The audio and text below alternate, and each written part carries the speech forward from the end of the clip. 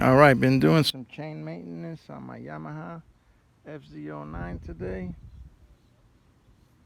I first put degreaser on the chain, WD-40 degreaser, foam.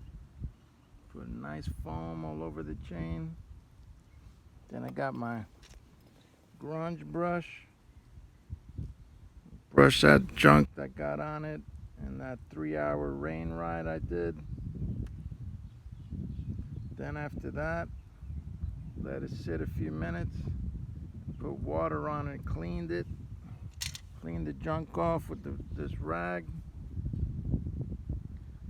Then after that, use the Maxima chain wax chain lube. Put a nice amount on that, and the bike's now been drying for 12 minutes.